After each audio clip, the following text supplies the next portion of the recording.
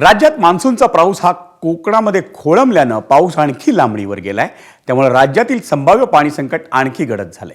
त्या पार्श्वभूमीवर राज्यातल्या विविध महापालिकांमध्ये पाणी कपातीची अगदी काटेकोरपणे अंमलबजावणी करण्यात येते। स्वतःच्या मालकीचं धरण असलेल्या नवी मुंबई महापालिकेलाही पाणी कपातीचा फटका सहन करावा लागणार आहे। त्यामुळे नवी मुंबई महापालिका आयुक्त डॉक्टर कैलास शिंदे यांनी कठोर पावलं उचलण्याचा निर्णय घेतलाय।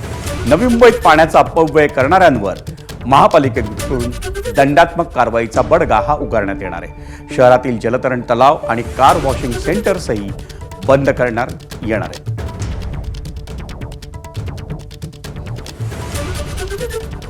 आपल्यावर या ठिकाणी आयुक्त डॉक्टर कैलास शिंदे सर, पाणी वाचवण्यासाठी आपण काय आता उपाययोजना करतो? आपल्याला सर्वांना माहिती आहे की यावर्षी एल निनोच्या प्रभावामुळे मान्सून आपल्याला उशिरा येणार होतं। त्यामुळे नवी मुंबई महानगरपालिकेने 10% पाणी कपात ही मागच्या महिन्यापासूनच सुरुवात केली होती आणि आपल्याला अपेक्षित होतं की 10 जूनपर्यंत आपल्याकडे पाऊस येईल, पण अजूनही पाऊस लांबणीवर आहे। 31 ऑगस्टपर्यंत आपल्याला पाणी सर्वांना मिळेल अशा पद्धतीचं नियोजन आपण करण्याचा प्रयत्न करतोय।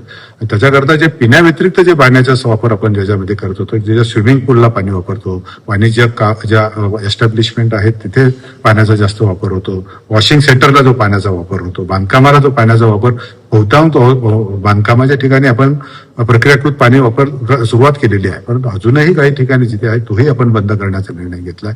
महानगरपालिकेचे सगळे उद्यानं, ट्रीबेल तिथे सुद्धा आपण जवळजवळ 440 ठिकाणी 449 ठिकाणी आपण प्रक्रियाकृत पाणी नेलं, पण उर्वरित जी ठिकाणं आहेत तिथे सुद्धा जो पिण्याचं पाणी आहे ते वापरण्यात जात होतं ते सुद्धा आपण बंद करण्याचा निर्णय घेतला आणि त्यांना प्रक्रियाकृत पाणी मी आपल्या मार्फत सर्वांना आव्हान करतो, आपण पाण्याचा जपून वापर करावा।